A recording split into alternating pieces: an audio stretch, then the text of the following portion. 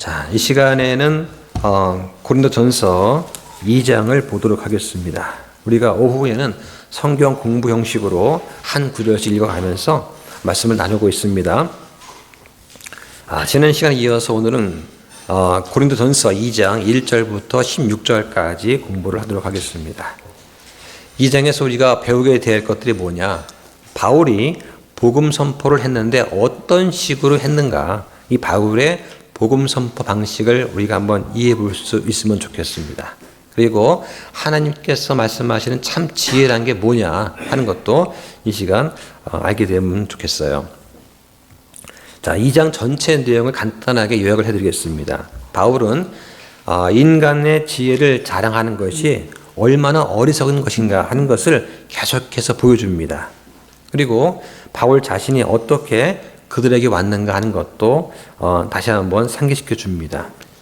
1절에서 4절까지는 바울은 말이나 지혜에 뛰어난 것, 즉 설득력 있는 지혜의 말을 의지하지 않고 예수 그리스도와 그분이 십자가에 못 박히신 것만을 전파하면서 성령과 권능을 실증함으로 했다 하는 내용이 나옵니다. 5절에는 이렇게 하신 것은 사람들의 믿음이 사람의 지혜 있지 않고 하나님의 권능 안에 서게 하려 합니다 라고 말을 하고요. 6절부터 9절까지는 그런데 그 신비 속에 있는 지혜, 즉 하나님에게서 오는 지혜가 뭔가 하는 것을 선포하고 있습니다. 10절부터 13절까지는 하나님께서 성령을 통해서 이 지혜를 계시하는 과정을 설명해 줍니다. 그러면서 성령님께서 하시는 일이 무엇인가를 네 가지를 본문에서 말씀하고 있습니다. 14절부터 6절까지는 바울이 본성에 속한 사람과 영에 속한 사람을 비교하면서 설명을 합니다. 본성에 속한 사람은 한마디로 말하면 자연인이에요. 그러니까 믿지 않는 사람입니다. 이런 사람들은 성령의 것들을 받아들이지 않고 인간의 자신의 지혜에만 의존한다. 반면에 영에 속한 사람은 바울처럼 하나님의 영의 인도를 받는 그런 사람이다 라고 합니다. 그래서 영에 속한 사람이 어떤 사람이냐 한마디로 정의하라. 그러면 그리스도의 생각을 가지고 있는 사람이다. 이렇게 정의할 수 있습니다. 자, 1절부터 5절까지는 바울의 복음 선포 방식에 대해서 얘기를 합니다. 먼저 1절과 2절을 한번 읽어보도록 하겠습니다. 형제들아, 내가 너희에게 가서 하나님의 증언을 너희에게 밝히 말할 때에 말이나 지혜의 뛰어난 것을 가지고 가지 아니하였나니 이는 내가 너희 가운데서 예수 그리스도 곧 십자가에 못 박히신 그분 외에는 아무것도 알지 아니하기로 결심하였기 때문이라. 지금 바울은 예수 그리스도께서 십자가에 못 박히셨다라고 선언을 하고 있습니다. 그러면서 주님만 자랑하려고 십자가만 선포하겠다는 거예요. 자, 우리가 지난 추석 때 온 가족이 모여서 아마 이야기꽃을 피웠을 것 같습니다. 모이면 어떤 얘기를 주로 하십니까? 아마 우선 손자, 손녀 이야기를 하시죠.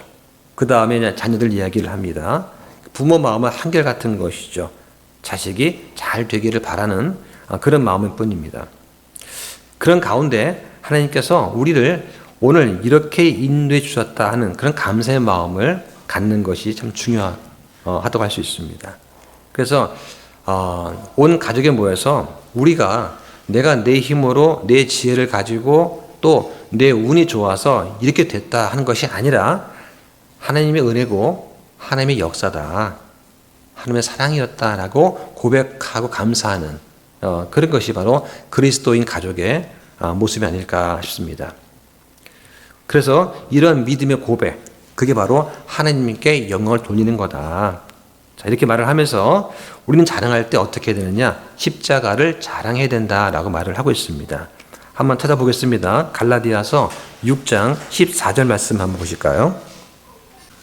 그러나 나는 우리 주 예수 그리스도의 십자가 외에 결코 어떤 것도 자랑할 수 없나니 그분으로 말미암아 세상이 나에 대하여 십자가에 못 박혀 있고 나 또한 세상에 대하여 그러하니라. 네. 제가 지난 한 2주 동안에 좀 쉬면서 네, 내년에 그 오후 성경 공부에 대한 좀 구상을 좀 해봤습니다. 그래서 지금 우리가 한 3년 동안 계속해서 신약 성경만 공부하고 있거든요. 그래서 이제 내년부터는 오전에는 계속해서 이제 신약 부분을 가지고 이제 설교를 하고 오후에는 창세기를 좀 다루려고 합니다. 창세기 공부를 할 때 우리가 창세기 뭐 강의도 듣고 뭐 많이 했습니다. 예, 했는데 그래도 창세기 있는 구절 한 구절을 우리가 읽어 나가면서 기존 설교에선 잘 다루지 않았던 것들 그런 것들이 의외로 있어요. 저도 공부하면서 이거 참 궁금한데 이걸 왜 안 다뤄줄까 하는 그런 부분들이 있었어요. 그래서 그런 부분들을 우리 창세기 할 때는 가능하면 확실하게 다루어지지 않은 것들은 좀 피하고 적어도 어느 정도 근거를 가지고 있는 것들에 대해서는 좀 자세하게 다루면서 하면 참 좋을 것 같습니다. 제가 이제 그 준비하고 있는데 저 자신은 은혜가 돼요. 이거 정말 얻은만 너무 좋다 하면서 저 자신은 은혜가 되면서 창세기를 공부를 쭉 하고 있는데 그 중에는 우리가 기존에 창세기 강의 같은 거 들으면서 공부하지 않았던 부분들도 꽤 있습니다. 그런데 그 부분이 좀 명쾌하게 좀 정리가 되는 그런 시간을 좀 갖지 않겠는가. 그거를 제가 하는데 아마 그때는 창세기 같은 부분들은 좀 PPT를 많이 활용할 것 같아요. 지도라든가 여러 가지를 좀 보면서 아무래도 이제 유대인들의 어떤 그런 문화라든가 그 다음에 구약의 지도 같은 거, 예를 들면 아브라함이 어디에서부터 시작해서 이동을 했는가, 그거를 지도를 보지 않고 말로만 해가지고는 알 수가 없거든요. 그걸 좀 자세하게 지도 같은 거 활용하면서 그러려고 좀 PPT를 좀 준비를 하고 있습니다. 근데 이제 우리가 지금 이렇게 말로 하는 건 참 쉬운 거예요. 준비만 하면 되니까. 근데 자료를 준비하고 그거를 이제 그 자료도 제대로 된 자료를 찾아야 되거든요. 엉성한 자료가 아니라. 그게 많은 시간이 좀 걸리더라고요. 전 개인적으로 좀 기대가 됩니다. 자, 우리는 자랑할 때 십자가를 자랑해야 됩니다. 여기 보니까 갈라디아서 6장 14절에 우리는 믿음을 통해서 세상을 이길 수 있는 힘을 갖게 되는 것이죠. 여기 세상이 무엇입니까? 악한 마귀와 악한 세대가 가지고 있는 모든 것을 세상이라고 하는 겁니다. 자, 여기 우리 주 예수 그리스도 십자가 외에는 어떤 것도 자랑할 수 없다. 요즘 시대에 십자가는 어떻습니까? 대부분 사람들한테 십자가는 이렇게 거부감의 대상이 아니에요. 그렇죠? 예, 반지라든가 목걸이, 이 액세서리 십자가를 장식을 자주 합니다. 예. 하지만 이 초대 교회 당시에는 십자가는 경멸의 대상이었습니다. 유대인들은 자신들의 메시아가 십자가에 못 박혔다는 그 사실을 도저히 받아들일 수가 없었어요. 예, 해방자로 오실 걸로 기대했던 왕으로 오실 줄 알았는데 십자가 못 박혀 죽었다는 그분이 메시아라고 하는 사실을 유대인들은 인정할 수 없었고 지금은 인정하지 않습니다. 로마인들도 십자가형을 매우 혐오했습니다. 예, 그런 상황에서 바울이 그리스도 십자가만을 자랑하겠다라고 선포를 하는 거예요. 그러니까 이 메시지가 그 당시에 얼마나 충격적이었을까 하는 것을 우리는 상상해 볼 수가 있습니다. 그래서 말과 지혜에 뛰어난 것으로 하지 않았다. 무슨 말이냐면 철학적인 변론을 하지 않고 하나님을 증거하는 거예요. 그들 가운데서 예수 그리스도께서 십자가에 못 박히신 것 외에는 아무것도 알지 아니하기로 결심하였다는 것입니다. 그러면서 어떻게 합니까? 약하고 두려운 가운데 몹시 떨면서 전했다라고 하는 것이죠. 자, 3절 보겠습니다. 내가 약하고 두려운 가운데 몹시 떨면서 너희와 함께 있었으며. 네, 여기 보니까 약하고 영어로는 in weakness, 약함 속에서 또 두려움 가운데 in fear, 두려움 속에서 또 몹시 떨면서 in much troubling, 몹시 떠는 거예요. 이 트렘블이라고 하는 것은 아주 추운 겨울날 겨울비를 맞은 참새가 그 전깃줄에 앉아서 몸을 부르르 떨 때 그 떠는 거, 그걸 말하는 거예요. 예, 그때 그걸 트렘블링이라고 또 하죠. 예. 이것은 바울이 어떤 육체적인 약함이라기보다는 마음의 상태를 표현한 것입니다.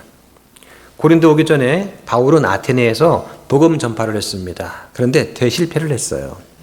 바울은 예수님께 부르심 받은 이후에 여러 기적을 통해서 또 말씀을 통해서 많은 부흥을 맛보았을 것입니다.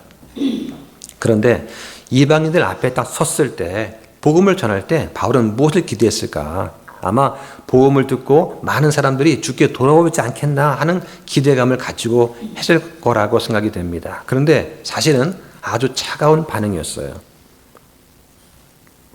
당시 바울은 아마도 단순히 복음을 전하는 것보다는 지혜를 좋아하는 그러한 사람들의 성향에 맞추어서 그걸 눈높이에 맞추어서 소위 맞춤 설교를 아마 하지 않았을까. 그런데 결과가 초라했다는 것입니다. 당시 고린도 지역에는 이교도의 세력이 있었습니다. 또 철학자들의 교만한 태도가 있었고 또 음란한 사람들이 문화를 갖고 있었어요. 이런 것 때문에 아마 바울이 인간적인 그런 중압감을 느끼지 않았을까 생각이 됩니다. 여러분들이 이렇게 뭐 젊은이들이 많은 대학교 앞에서 복음 선포한다. 차라리 좀 쉬울 수도 있습니다. 그런데 소위 조폭들이 있는 그런 곳에 가서 복음을 전한다고 생각해 보십시오. 예, 다리가 떨지 않겠습니까? 예, 또 아주 술집 많은 곳에 가서 술집에 종사하는 사람들한테 가서 복음을 전한다고 생각을 한번 해보십시오. 아마 영적으로 많이 힘들 거예요. 바울이 아마 그런 경험을 하지 않았나 싶습니다. 저도 비슷한 경험을 한 적이 있어요. 제가 설교를 준비하면서 정말 이 오늘 설교는 너무 나한테 은혜가 됐어 하고 그 설교를 하면은 어떤 때 반응이 아주 차가워요. 시큰둥합니다. 근데 어떤 때는 오늘 설교는 정말 실패한 것 같아. 내가 뭔 말 했는지 기억도 안 나. 하는데 어떤 형제가 와가지고 오늘 설교가 저한테 아주 딱 들어맞는 딱 설교였다고 하는 거예요. 그걸 들으면서 이럴 수도 있구나. 네. 그게 아마 로이 존스 목사가 말한 설교의 낭만이 아닐까 그런 생각이 듭니다. 예. 저는 무척 힘들게 어렵게 했는데 그 설교가 어떤 형제한테는 큰 위안이 되고 위로가 된다. 또 정말 은혜가 되고 나한테는 정말 이거야말로 복음이야 싶어가지고 힘차게 외쳤는데 사람들 반응은 차가울 수도 있다. 예. 그렇다는 얘기죠. 자, 그 다음에 바울이 또 뭐라고 했느냐? 성령과 권능을 실증함으로 했다고 말합니다. 자, 4절 한번 보실까요? 또 나의 말과 나의 복음 선포를 사람의 지혜에 유혹하는 말들로 하지 아니하고 성령과 권능을 실증함으로 하였으니. 네, 여기 보니까 사람의 지혜에 유혹하는 말들로 하지 않았다. 이건 잘 이해될 것 같아요. 네, 그런데 성령과 권능을 실증함으로 했다. 이 말이 잘 와닿지가 않습니다. 일반적인 학문에서는 대개는 논리적 또 설득력을 가지고 어떤 웅변수를 가지고 이런 것들이 아마 강의할 때 필요할 것입니다. 또 전도할 때는 예수님 믿음 복 받습니다 하는 식의 이교도적인 그런 멘트가 좀 도움이 될지도 모르겠습니다. 그래야 사람들이 듣지 않겠어요? 다니면서 예수님 안 믿으면 지옥 갑니다 이 말보다는 예수님 믿으면 복 받습니다 이런 식으로 해야 좀 거부감이 좀 덜하지 않을까 그럴 수 있겠죠. 그런데 이렇게 사람의 지혜에 유혹하는 말들은 오히려 십자가의 진리를 가릴 수가 있습니다. 바울은 성령과 권능을 실증함으로 했다고 말을 합니다. 우리는 어떤 심리학적인 기법, 기술을 동원해 가면서 청중을 간대성 앞으로 나오게 해서 엎드리게 그렇게 하지 않습니다. 설교자가 하나님의 진리를 사람들한테 증거를 하고 청중이 그 진리를 이해를 하게 되면 그 다음에 그 청중이 변화되는 것은 설교자 몫이 아니에요. 성령님께서 그 청중의 마음을 움직이시는 겁니다.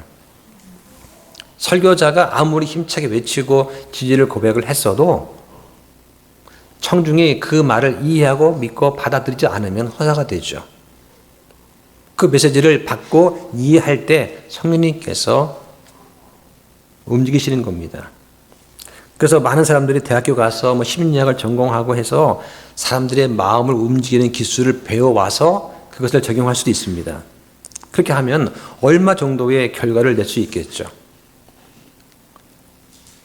또 사람들 마음을 약간은 아마 다룰 수 있을 것입니다.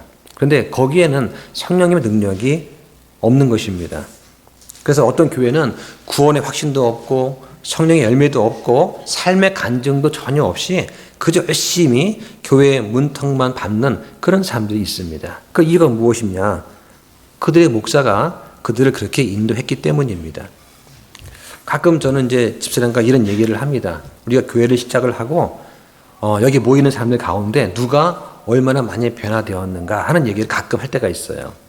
그런데 정작 그 개개인들 모를 수 있습니다. 그런데 옆에서 지켜보는 사람은 알 수가 있습니다. 예. 저도 이제 학생들을 오래 가르쳐봤기 때문에 아이들이 학기 초에는 다 비슷비슷해요. 근데 1년쯤 지나고 나면 누구는 실력이 많이 오릅니다.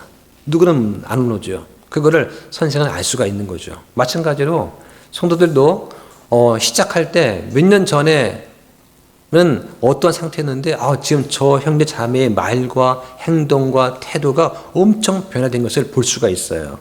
이런 분을 볼 때마다 하나님께서 역사하셨구나. 성령님이 저 사람을 움직이셨구나 하는 것을 알게 되는 거죠. 이게 바로 성령과 권능이 실증되는 것이라고 저는 생각을 합니다. 바울은 사람의 지혜에 유혹하는 말들, 철학적인 변론, 어떤 기복적인 복을 빌어주는 그런 것들 이런 걸로 하지 않았다고 말을 하는 겁니다.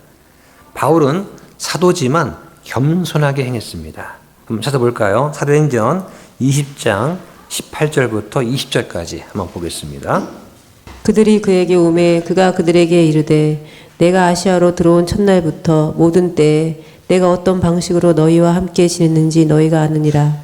내가 온전히 겸손한 마음과 많은 눈물로 주를 섬기고 숨어서 기다리는 유대인들로 말미암아 내게 닥친 시험을 겪으며 주를 섬겼고 너희에게 유익한 것은 어떤 것도 숨기지 아니하고 너희에게 보여주었으며 공중 앞에서 가르치고 집집마다 다니면서 너희를 가르쳤으며.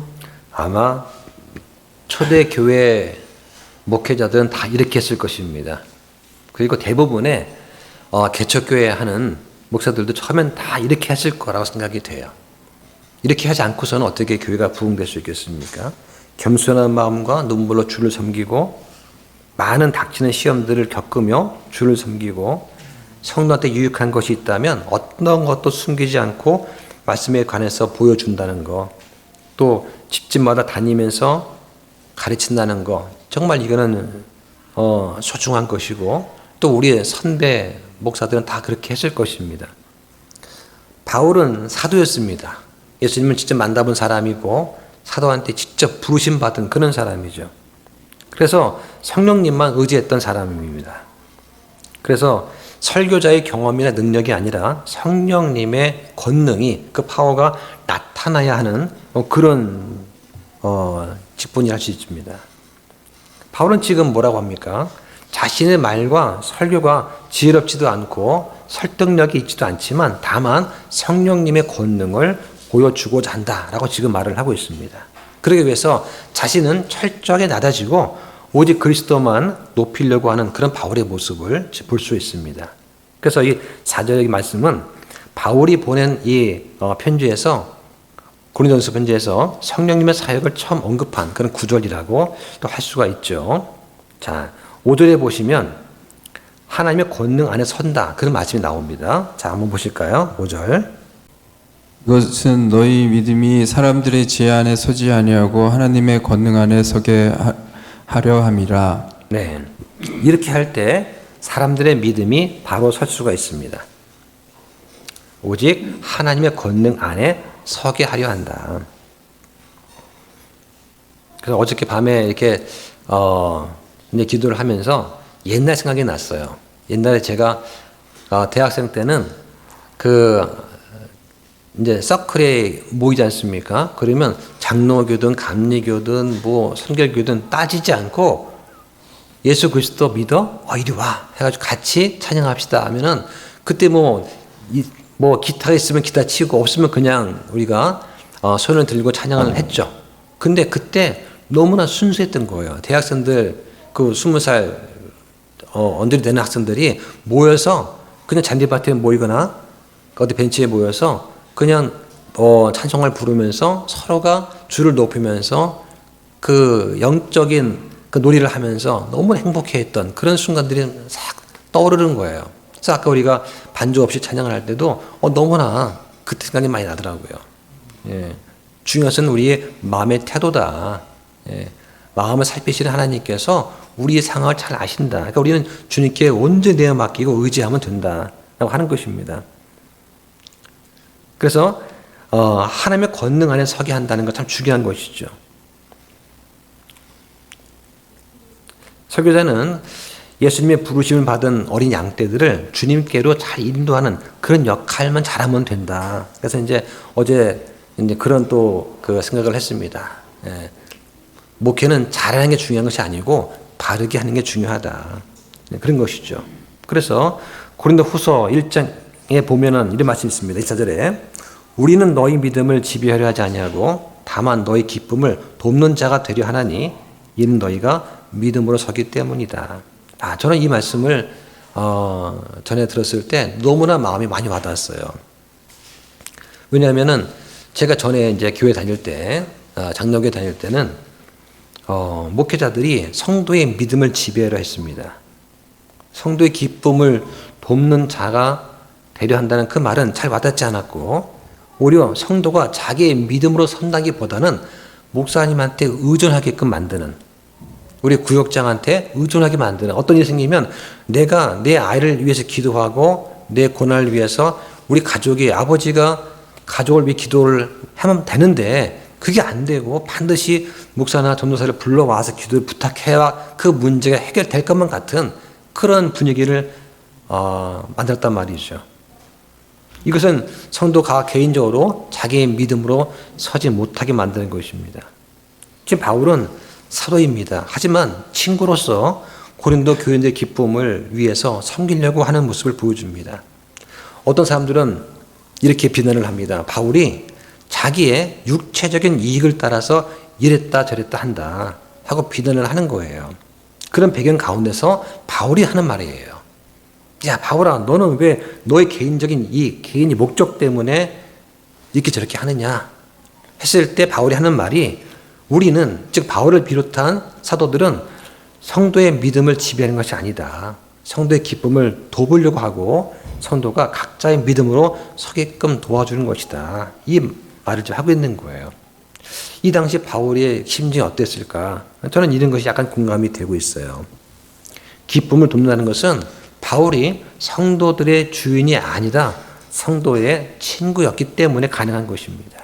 친구가 아니면 도울 수가 있겠습니까? 친구가 아니라면 기쁨을 돕는다는 게 말이 안 되는 것이죠. 그래서 그 당시에 성도의 기초적인 교리를 흔드는 거짓 교사, 이교도, 불신의 유혹 이게 있었는데 이런 가운데서도 성도들이 믿음을 지켜야 된다라고 가르쳤고 또 지키도록 도와주었던, 그게 바로 믿음으로 선다는 그런 말씀입니다. 자, 6절부터 16절까지는 이제는 하나님의 지혜에 대해서 말을 합니다. 하나님의 지혜, 즉 감추어진 지혜가 있다고 하는 거예요. 자, 사도가 말하는 지혜가 어떤 지혜냐? 6절 보겠습니다. 지혜가 완전한 자들 가운데서는 지혜를 말하는데 그것은 이 세상의 지혜가 아니요 또 완전히 쓸모없게 될 이 세상 통치자들의 지혜도 아니니라. 자, 여기 보니까 완전한 자들이 나오죠. 그죠? 자, 완전하다는 말의 뜻이 무엇입니까? 성숙하다는 거예요. 네, 성숙하다. 그러니까 결함이 없다, 죄가 없다는 뜻이 아니에요. 성숙했다는 뜻을 완전하다라고 말을 합니다. 우리가 이제 어린 아이에 비해서 어른을 성인이라고 하지 않습니까? 다 자란 사람, 그죠? 성인, 그죠? 예, 성숙한 사람입니다. 이게 완전한 자들이죠. 그런데 당시 고린도 교회의 많은 성도가 영적으로 어린 아이였습니다. 지금 사도가 말하는 지혜는 이 세상의 지혜나 쓸모없게 될 통치자들의 지혜가 아닙니다. 구원이라고 하는 것은 누구나 쉽게 받을 수 있습니다. 하지만 아버지가 구원을 계획하시고 아들이 실행하는 것은 심오한 진리, 신비예요. 그래서 성경에 보면은 죄가 전가된다는 그 말 나오죠. 대신 속죄란 그런 또 개념이 있습니다. 성육신이라는 것도 있어요. 이런 것들을 성경이 말씀하세요. 이런 것들에 대해서 정확히 이해하고 설명할 수가 없다면 그러면 아마 그 사람은 복음을 정확하게 이해하기는 좀 어렵지 않은가 생각이 됩니다. 그러니까 예수님 믿으면 구원받습니다. 그래요? 나 믿을게요. 라고 하는 것은 진짜 어린 아이들이 초등학교 아이들이 전도할 때 사용하는 방식이죠. 어린이 되었으면 내가 왜 죄인인가? 내가 왜 구속받아야 되는가? 예. 먼저 이해하고 깨달을 수 있어야 됩니다. 동의할 수 있어야 돼요. 지적으로 내가 죄인이라고 하는 것, 예수님께서 내 구원자가 되신다는 것을 지적으로 동의를 하고 마음으로 받아들일 수 있어야 됩니다. 그리고 예수님께 내 구원자 되시는 것을 온전히 내어 맡길 수 있어야 되는 것이죠. 예. 그래서 그 나뭇가지에 기어 올라간 어린아이가 밑에서 아버지가 야 뛰어 받아줄게 할 때 아버지를 믿지 못하면 그 어린아이는 나뭇가지에서 뛸 수가 없는 거예요. 저 아버지 나 받을 수 있을까? 의심하게 되면 못 뛰는 거죠. 근데 아버지가 상태가 어떻든지 간에 그래 아버지는 날 받을 수 있어 라는 믿음이 있으면 그 꼬마 아이는 나뭇가지 위에서 아버지를 향해서 두 팔을 벌려 뛸 수 있는 것이죠. 그 뛰어내리는 그 행위를 아버지께서 기뻐하지 않습니까? 아버지 받을 준비 다 돼 있는데 감당할 수 있는데 아이가 뛰어내리지 않는다면 그 아버지 마음이 어떻겠어요? 그러니까 우리가 어려운 일이 있고 세상의 모든 일을 담당할 때 주님께 온전히 내어 맡겨야 됩니다. 예. 버스 탈 때 우리가 무거운 짐을 어깨에 짊어지고 타지 않지 않습니까? 왜? 버스가 힘들 텐데 이건 내가 짊어져야지. 그런 게 없잖아요.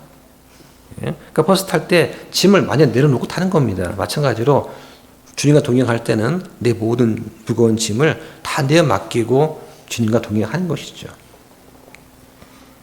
그런데 이 복음에는 하나님의 지혜가 들어 있습니다. 이 지혜를 깨닫는 자들이 많지 않다는 게 문제예요. 자, 왜 그러냐? 사도가 말하는 이 지혜는 바로 신비 속에 있기 때문에 그렇습니다. 이 지혜는 세상이 생기기 전에 정해져서 감추어진 지혜라고 말을 합니다. 자, 7절 보실까요? 오히려 우리는 신비 속에 있는 하나님의 지혜, 곧 감추어진 지혜를 말하는데 이 지혜는 하나님께서 우리의 영광을 위해 세상이 생기기 전에 정하신 것이니라. 자, 이 지혜의 특징이 나옵니다. 첫째, 하나님에게서 옵니다. 이 지혜는 사람의 작품이 아닙니다. 두 번째는 이 지혜가 오랫동안 숨겨져 왔습니다. 그래서 신비다라고 말을 하는 것이죠. 신비가 뭐냐?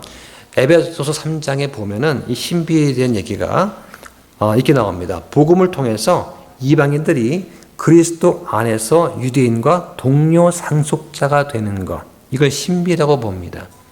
유대인들은 태어나기만 하면, 유대인 부모에 의해서 태어나기만 하면 자동적으로 하나님의 백성이 됩니다.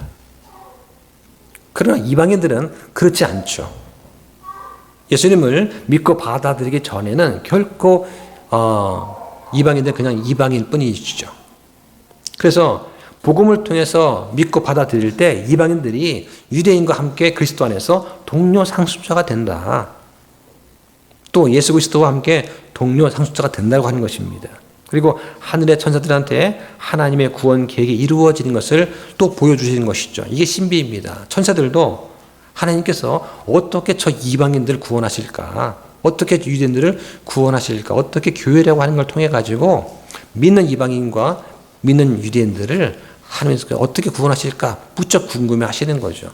이거를 천사들한테 보여주신다. 이게 신비라고 하는 것입니다. 그래서 이 신비는 하나님께서 구상하시고 정해 놓으셨어요. 따라서 그대로 됩니다. 심지어 예수님의 죽음까지도 하나님께서 정하신 거예요. 한번 찾아보겠습니다. 사도행전 2장 22절부터 4절까지 한번 보겠습니다. 너희 이스라엘 사람들아 이 말들을 들으라. 너희도 스스로 아는 바와 같이 나사렛 예수님은 하나님께서 그분을 통하여 너희 한가운데서 행하신 기적들과 이적들과 표적들에 의해 하나님께서 너희 가운데서 확정하신 사람이시니라. 그분께서 하나님이 정하신 계획과 미리 아심을 통해 넘겨지심에 너희가 그분을 붙잡아 사악한 손으로 십자가에 못 박아 죽였으나 하나님께서 그분을 사망의 고통에서 풀어 일으키셨으니 이는 사망이 그분을 붙들 수 없었기 때문이라. 네, 하나님께서 미리 아심에 따라서 정하신 계획과 미리 아심을 통해서 예수님을 십자가에 죽게 하셨습니다. 그리고 그 죽음을 통해서만, 그 피를 흘리셔야만 하나님 백성들이 구원을 받을 수 있었던 것이죠. 그래서 예수님의 이 죽으심을 보시고 하나님께서 기뻐하셨다고 성경은 말씀을 하는 겁니다. 이 지혜를 통해서 우리는 예수님과 공동 상속자가 됩니다. 그래서 하나님의 본성에 참여하게 되는 것이죠. 또 보겠습니다. 로마서 8장 16절부터 17절까지 보실까요? 성령께서 친히 우리의 영과 더불어 우리가 하나님의 자녀인 것을 증언하시나니 자녀이면 또한 상속자 곧 하나님의 상속자요 그리스도와 함께하는 공동 상속자인데 우리가 그분과 함께 영광을 받기 위해 고난도 함께 당하면 그러하니라. 네. 우리가 하나님의 자녀인 것, 우리가 구원받았다는 것은 누가 증언하느냐? 성령님께서 증언하신다라고 말씀을 하는 거예요. 내가 구원받았나 받지 못했나 그거를 다른 사람이 알아주고 알아주지 않는 건 중요치 않습니다. 성령님께서 증언을 하시는 거예요.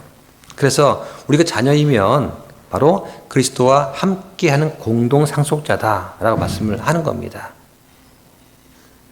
그래서 함께 영광 받기 위해서 고난도 함께 당하면 그러하니라 조건이 붙지 않습니까?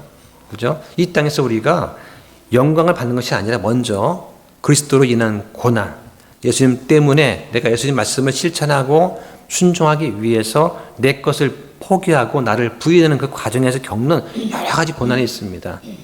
예. 그것을 내가 기쁘게 감당할 때 그래야 영광도 함께 온다라고 하는 것이죠. 자, 또 보겠습니다. 거기 8장 28절부터 30절까지 계속 읽어주시죠. 우리가 아는 바와 같이 하나님을 사랑하는 자들 곧 그분의 목적에 따라 부르심을 받은 자들에게는 모든 것이 협력하여 선을 이루느니라. 하나님께서 자신이 미리 아신 자들을 또한 예정하사 자신의 아들의 형성과 같은 모습이 되게 하셨나니 이것은 그분이 많은 형제들 가운데 첫 남자가 되게 하려 하심이니라. 그뿐만 아니라 하나님께서는 자신이 예정하신 그들을 또한 부르시고 자신이 부르신 그들을 또한 어렵다 하시고 자신이 어렵다 하신 그들을 또한 영어롭게 하셨느니라. 네, 28절에 보면은 그분의 목적에 따라 부르심 받은 자들 누구입니까? 구원받은 사람들이죠. 구원받은 사람들이 하나님을 사랑하는 사람들입니다. 이 사람들한테는 모든 것, 삶의 모든 것이 합력하여 선을 이룬다. 그때 그 순간은 정말 불행인 것 같고 이게 하나님 뜻이 아닌가 싶을 때도 있지만 지나고 나 보면 모든 것이 합력해서 선을 이룬다. 파라오가 준 고난과 어려움들, 불신들 이 모든 것까지도 하나님 다 선하게 이끄셔서 이스라엘 백성이 출애굽하게 하신 거죠. 파라오의 어떤 그런 불순종이 없었다면 너무 쉽게 백성들이 출애굽했다면 아마 백성들은 출애굽하고 나서 쉽게 하나님께 복종하지 않았을 수도 있을 것입니다. 그런데 10가지 재앙을 보고 나서 그 재앙 때문에 이스라엘 백성들이 더 의지할 수 있게 되었고 또 주변 많은 국가들이 그 하나님께서 행하신 그걸 보고서 이스라엘 백성을 또 선대하는 일이 또 있었죠. 그러니까 삶의 모든 것들이 합력해서 선을 이룬다. 그 다음에 미리 아신 자들을 예정하사 예지에 따른 예정이죠. 그 목적이 무엇입니까? 이것은 아들의 형상과 같은 모습이 되게 하는 거예요. 저 성화입니다. 그리스도인들이 예수님을 믿고 그 다음에 성화되는 것, 이건 예정하신 거예요. 그리고 예정하신 자들을 또한 부르시고 소명하는 것이죠. 그리고 의롭다 하시고 또 영화롭게 하셨다. 이게 바로 하나님 본성에 참여하게 되는 것입니다. 자, 그런데 이 땅의 통치자들은 이걸 알지 못했습니다. 그래서 그들이 주를 십자가에 못 박았다고 말씀합니다. 자, 8절 보실까요?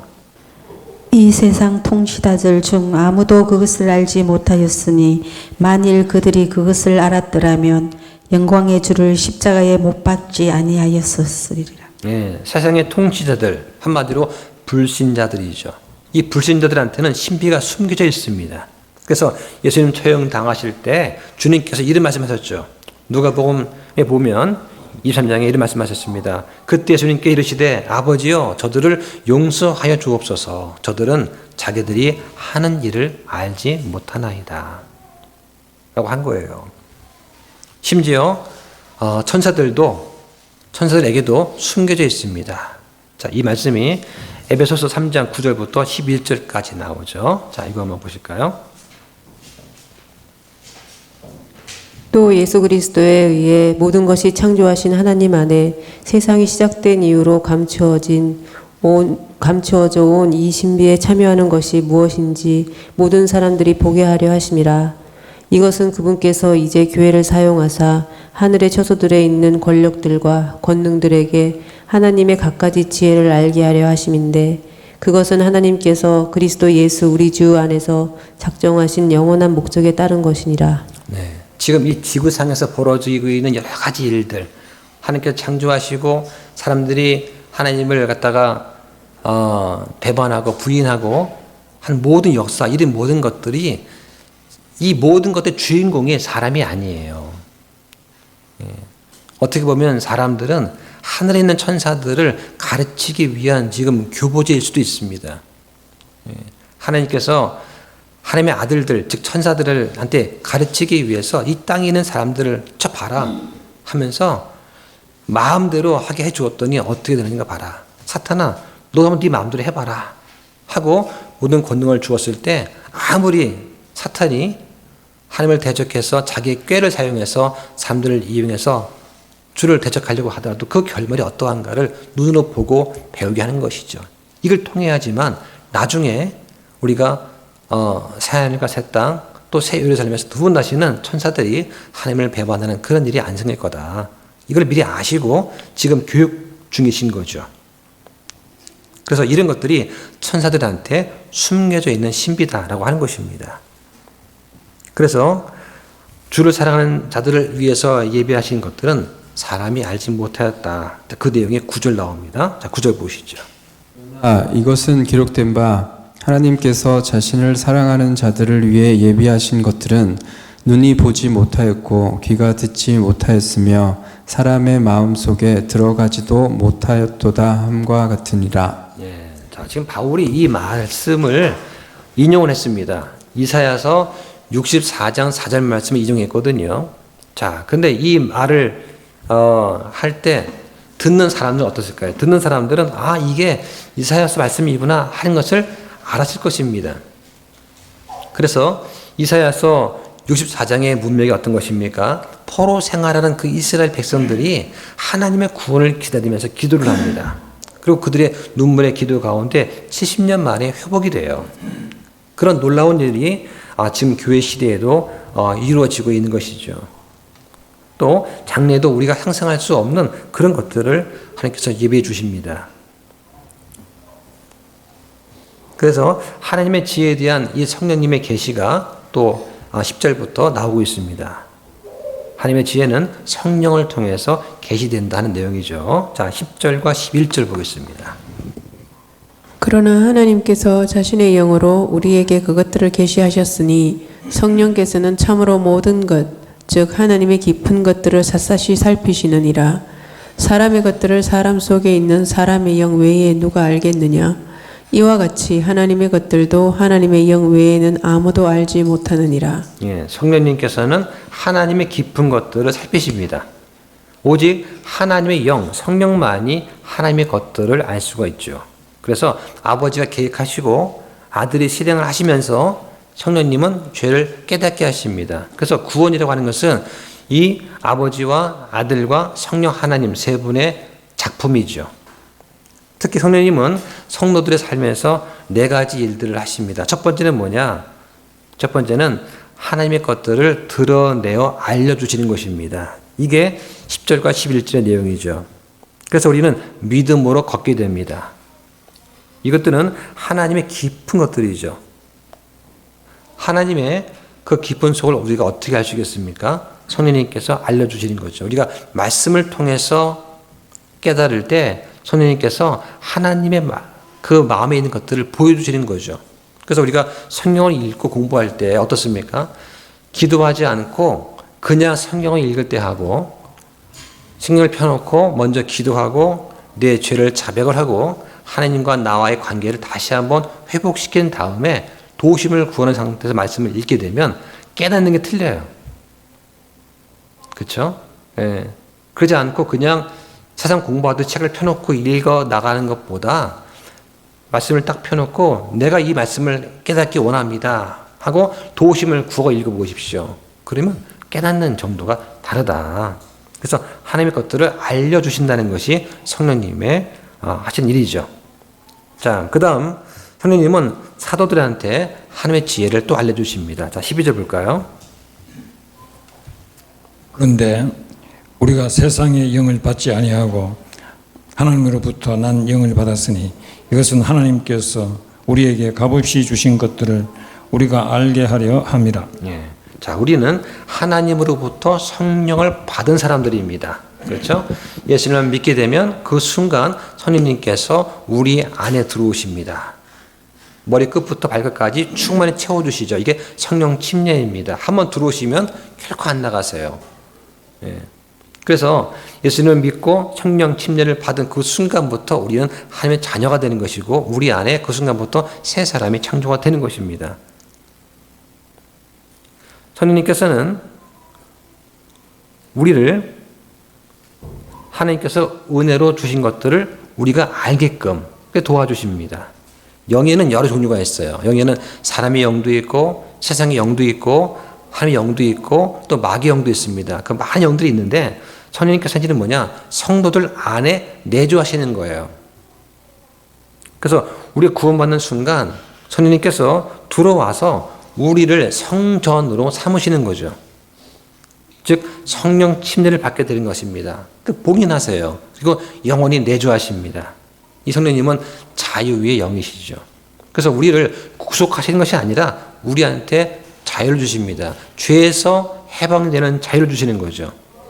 우리 침례 교인들한테는 특히 영혼의 자유가 있습니다. 그런데 이 자유가 내 마음대로 하는 무질서한 그런 방종은 결코 아니라는 것을 우리는 기억을 해줘야 됩니다. 자, 그 다음 13절 보겠습니다. 우리가 그것들도 말하되 사람의 죄가 가르치는 말로 하지 아니하고 성령님께서 가르치시는 말로 하니 곧 영적인 것들을 영적인 것들과 비교하느니라. 네, 영적인 것들을 영적인 것들로 비교한다. 영적인 것들이 뭐냐? 한마디로 성령님이 가르쳐 주신 것입니다. 사도들은 사람의 지혜가 가르치는 말로 가르치지 아니하였다. 이 말을 바꿔 말하면 무슨 얘기냐? 사람의 지혜가 가르치는 그 말이란 어떤 말이냐? 자기가 한 그 생각, 그걸 뒷받침할 근거가 되는 성경 구절이 없는 말이다. 그러니까 성경이 없는 말을 자기가 함부로 했을 때 이게 사람의 지혜로 하는 말이다 할 수 있는 것이죠. 오직 성령님이 가르치시는 말씀으로 영적인 것들을 영적인 것들과 비교하라고 지금 말씀하고 있습니다. 무슨 말이냐면, 자, 성경에 이런 말이 있습니다. 성경에 영어 성경에 쭉 보다 보면 quicken이라는 단어가 있어요. 이걸 현대 영어 사전에 보면 quicken 하면 빠르게 하다는 뜻이에요. 1번 뜻이. 근데 성경에서는 그런 뜻으로 사용되지 않습니다. quicken 그럼 무슨 뜻이냐? 이것은 살아난다는 뜻이에요. 살아난다. 그래서 죽었던 영을 살리시고 할 때 살린다는 것이 이 quicken이라는 뜻입니다. 이것을 성경을 통해서 알 수가 있는 것이죠. 그러니까 성경 본문을 검색해서 비교하다 보면은 알 수 있는 걸 말합니다. 그러니까 성경 내장 사전이라고 하는 것이죠. 창세기 6장에 하나님의 아들들 나옵니다. 그럼 이 아들들이 천사인가 사람인가? 문맥을 통해서 우리가 알 수가 있는 것이죠. 사람의 아들들 그러면 실제로 사람을 언급하는 경우도 있고 그리고 하늘의 천사를 언급할 때도 있는 것입니다. 그 성경 문맥을 통해서 우리가 알 수 있다. 그래서 이가 영적인 것들은 영적인 것들로 비교해라. 그래서 성경 외적인 것이 아니라 성경 본문을 통해서 사용된 용법에 따라서 용례를 보고 판단하고 정의를 내려라. 그런 얘기죠. 또 우리는 뭔가를 하려고 할 때 성령이 이거에 대해서 뭐라고 말씀하시는가를 한번 찾아볼 필요가 있습니다. 내가 어떤 일을 하려고 한다. 어떤 사업을 하려고 한다. 그럼 이것이 과연 하나님 보시기에 어떠한가 알 수가 있는 것이죠. 성경에 뭐라고 되어 있습니까? 믿지 않는 자와 멍에를 같이 매지 말라. 이 말은 믿지 않는 사람하고 사업 같은 거 하지 말라는 거예요. 시작할 땐 좋아 보일지 모르지만 나중에 낭패를 본다. 그런 예를 우리가 많이 또 경험할 수 있습니다. 시작할 때는 진짜 간도 빼질 것처럼 아주 친절하게 해주지만 정작 나중에 지분을 나눌 때 보면은 세상 사람들은 달라요. 대부분은 거의가 믿는 사람들이 다 뺏기거나 손해보고 일을 끝내는 경우가 태반입니다.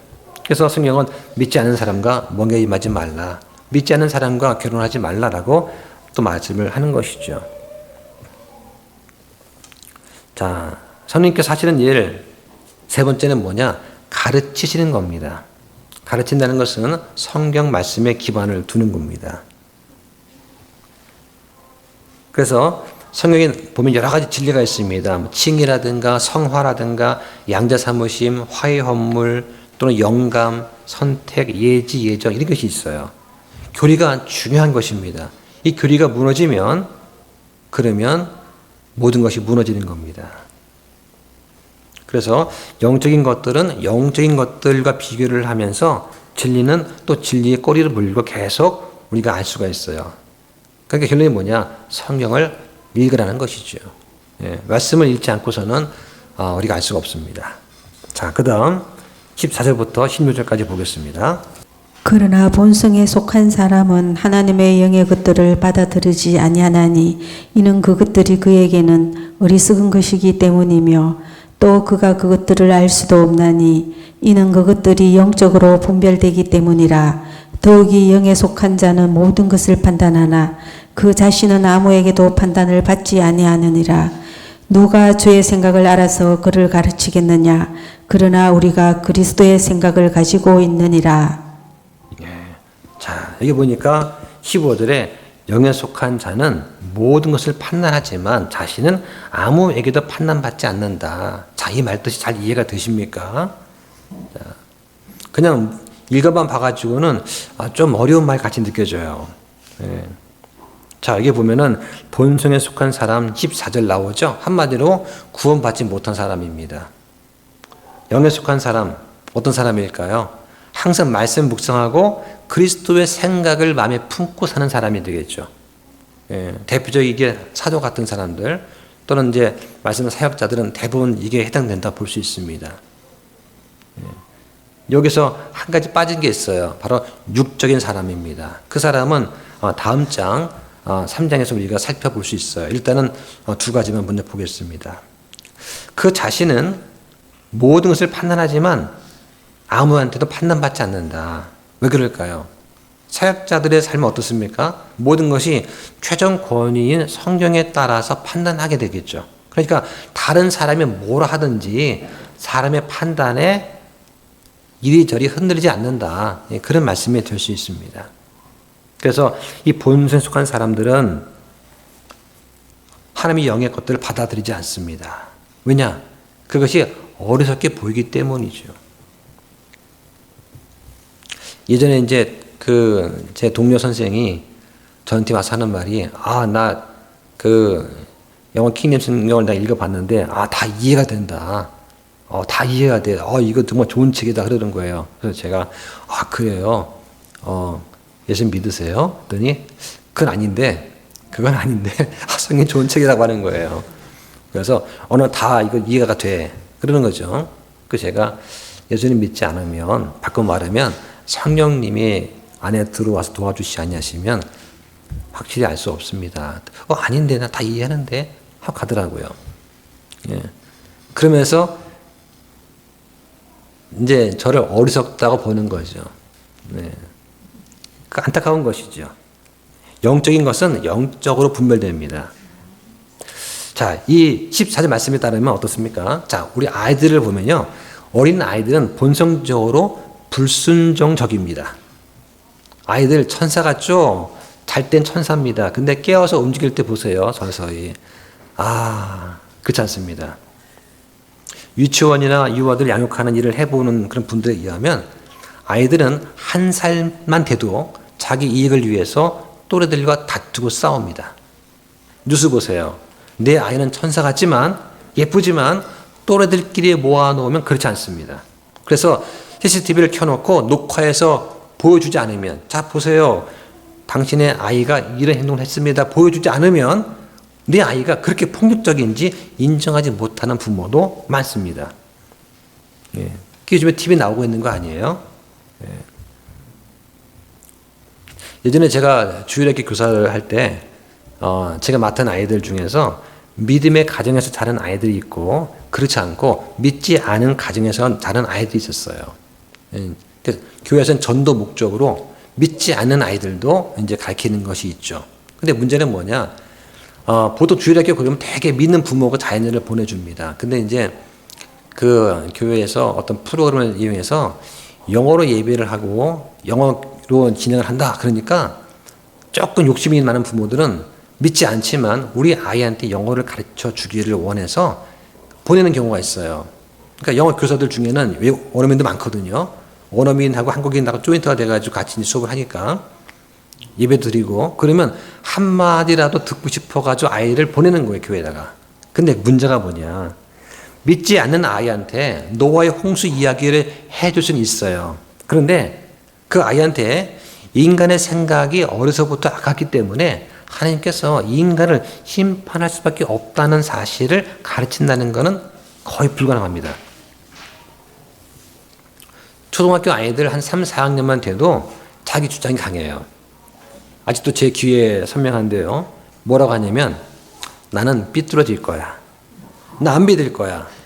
엄마가 가라고 해서 여기 와 있는데 나는 안 믿을래. 그리고 그 아이들은 공과 시간에 기도가 할 때가 되면 온몸 비틉니다. 여긴 내가 있을 곳이 아니야 하면서 비뚤어요. 그런 아이들한테 다윗과 골리앗의 재밌는 이야기를 해줄 수는 있지만 골리앗은 전능하신 주를 대적했던 이교도였기 때문에 하나님께서 그를 심판할 수밖에 없었다. 이 말을 가르쳐주고 설득시킨다는 것은 거의 불가능합니다. 구원받지 못한 어른한테 영적인 원칙을 가르치기 힘든 것처럼 구원받지 못한 아이한테도 영적인 원칙을 가르칠 수는 없습니다. 그러나 구원받은 아이들은요, 영적인 원리를 가르쳐주면 이해를 합니다. 왜냐하면 거듭나지 못한 아이들은 영적인 것을 이해하지 못하기 때문이죠. 그들한테는 영적인 것이 어리석은 것으로 보이게 되는 것입니다. 그런 대적을 하는 거죠. 선생님, 나는 마귀가 좋아요. 이래 말 듣고 얼마나 중요해. 근데 저는 이해를 합니다. 근데 문제는 옆에 있는 정말 순진한 아이들이 있어요. 놀라는 거죠, 그 아이들이. 뭐, 너 마귀가 좋다고? 그럼 집에 가서 얘기합니다. 오늘 공과 시간에 내 새로운 애가 있는데 자기는 많이 좋다고 그랬어. 문제가 심각해지는 거죠. 그럼 다 이제 뭐 집사님들이 아이들 딸들이 있고 그 중에 한두 아이가 믿지 않는 가정에서 일부러 전도 목적으로 데려다 놓은 아이인데 그 아이가 그런 일을 하는 거예요. 대부분 조용하게 있습니다. 모르니까. 근데 아주 진짜 사악한 아이들이 있어요. 그 아이들은 눈에 광기가 보입니다. 어떻게든지 이 수업 끼고 말 거야 하는 것이 느껴지겠죠. 어떤 그랬던 경험이 있어요. 그래서 하나님의 영의 일들은 영적인 것으로만 분별할 수 있습니다. 이해한다고 해도 마음으로 받아들이려고 하지 않아요. 그래서 그 아이들을 어떻게 가르칠 것인가 하는 성경적인 방법을 찾는 거, 이게 바로 일선교사의 가장 큰 어려움입니다. 그래서 시스템이 잘 갖추어져 있다는 그런 큰 대형 교회에도 이런 어려움이 있으니까 작은 교회, 개척교회는 말할 것도 없습니다. 자, 그런데 영적인 사람은 그렇지 않습니다. 영적인 사람은 모든 것을 올바르게 판단할 수 있습니다. 늘 말씀을 생각하면서 그리스도의 생각을 갖고 살기 때문입니다. 이럴 때 예수님은 어떻게 생각하실까? 어떤 걸 예수님은 더 원하시지? 라고 생각하게 됩니다. 그리고 아무한테도 판단받지 않습니다. 판단이라는 말은 옳고 그른 것으로 정죄한다는 뜻이죠. 정죄받지 않는 뜻입니다. 왜냐? 우리가 그리스도의 생각을 갖고 있기 때문입니다. 그래서 우리는 누구냐? 예수 그리스도를 개인적인 구원자로 받아들이고 구원받은 사람들입니다. 성경은 구원받은 사람들, 즉 우리가 그리스도의 생각을 가졌다라고 말씀을 하고 있는 것이죠. 그래서 영적 사람은 판단과 관계와 행위를 하나님 말씀대로 하려고 합니다. 어떤 사람들은 성경을 많이 알면 영적이라고 생각합니다. 건전한 교리를 믿으면 영적이라고 생각을 하죠. 그런데 문제는 뭐냐? 내가 영적이다라고 생각을 하면서 정작 교회를 위해서는 아무런 일도 하지 않으려는 그런 사람도 있습니다. 엄청난 일을 해야만 영적인 것이 아닙니다. 교회 내에서 다른 사람을 위해서 내가 일하면서 섬기는 것, 이게 바로 영적인 것입니다. 그러니까 오늘 오후 시간에 이렇게 앉아서 말씀을 같이 공부하는 것, 이 영적인 일이죠. 다른 사람의 짐을 내가 조금 덜어지겠다. 이게 영적인 것입니다. 예수님은 죄를 지은 적이 없지만 다른 사람의 죄를 짊어지셨습니다. 우리도 다른 사람의 짐을 나누어 줘야 됩니다. 이게 영적인 사람들이죠. 그래서 성령 하시는 네 번째는 뭐냐? 우리를 성숙하게 하십니다. 우리를 성숙하게 하는 것, 우리를 완전하게 하는 것, 이게 성령님의 역할이에요. 그래서 다음 시간에는 육신적인 자는 어떤 사람인가도 설명하면서 이어서 연결될 수 있을 것 같습니다. 그래서 영적 성숙한 사람의 척도라고 할까요? 이게 뭐냐? 분별과 판단입니다. 교리를 배웠으면 잘 분별하고 판단할 수 있어야 됩니다. 예를 들면 누가 천국과 지옥 다녀왔다라는 말을 들으면 귀가 솔깃한 사람이 있습니다. 그런데 이것은 하나님께서 금하신 것입니다. 천국에 다녀왔다는 얘기를 하는 것 자체부터 하나님이 금하신 것이죠. 금하신 것을 갔다 왔다고 하면서 그걸 막 자랑하고 유튜브하고 간증하고 하는 거, 그거는 성경을 모르는 사람입니다. 대표적인 인물이 누구냐? 스베덴 볼이라는 그 사람이 있습니다. 천국과 지옥이라는 책을 썼는데요. 이 스베덴 볼이라는 어떤 인물이냐면은 헬렌 켈러가 생전에 자기 인생에 가장 큰 영향을 준 사람이다라고 극찬했던 그런 인물입니다. 임마누엘 스베덴 볼이는 1688년생인데요. 천체 물리학자고 철학자고 기독교 신비 운동가였던 사람입니다. 그런데 이 사람이 한때 우리나라에서 엄청난 큰 반향을 불러일으켰고 그 결과 2017년에 이단으로 규정되었던 그런 인물입니다. 왜냐하면 이 사람은 삼위일체를 부인합니다. 하나님은 인간이다 라고 주장을 했고 그리스도를 믿어 구원받는 것이 아니다. 누구나 구원받을 수 있다. 보편적 구원을 주장을 했고 또 주님이 실제로 오른 것이 아니다. 주님은 재림하실 때 말씀 가운데 온다 라고 주장을 했습니다. 그러면서 하나님한테 직접 만나서 천국과 지옥에 대한 계시를 허락받았다라고 주장을 하면서 하는 거예요. 근데 이 사람이 저도 이 사람이 쓴 책을 읽어봤습니다만 2017년에 이단 판정 받기 전까지 우리나라에 엄청난 큰 제자들을 만들어냈던 인물. 그래서 지금 우리나라에 이 스베덴 보리를 추종하는 교회가 세 파가 있어요. 세 교회도 아닙니다. 세 파가 있어요. 중요한 것은 우리 안에 내주하시는 성령께서 그리스도를 계시해서 깨닫게 하신다는 것을 우리는 꼭 기억을 해줘야 됩니다. 자, 말씀 정리하겠습니다. 오늘 말씀은 2장에서 바울의 복음 선포 방식 어떤 것이냐, 또 참 지혜라고 하는 게 뭐냐 하는 것을 말씀을 드렸습니다. 바울은 말이나 지혜 뛰어난 것으로 하지 않고 오직 그리스도만 십자가에 못 박히신 그분만 알고 그분만 전하기로 결심했다라고 합니다.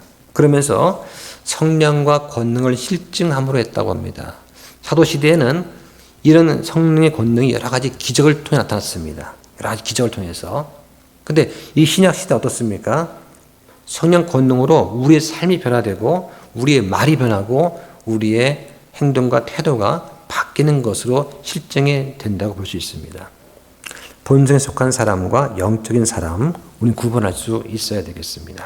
그래서 영적인 사람은 모든 것을 판단할 수 있습니다. 즉, 잘 살펴서 분별할 수 있습니다. 아무한테도 판단받지 않습니다. 즉, 다른 사람들의 판단에 흔들리거나 좌지우지되지 않는다는 것이죠. 왜냐하면 그리스도 생각을 갖고 있기 때문입니다. 그래서 성령님은 하나님의 깊은 것들을 살펴주십니다. 성도 안에 거하시고 말씀을 통해서 우리를 가르쳐 주시고 우리가 그리스도 생각 가지고 계속해서 성숙해지기를 또 원하시는 것이죠.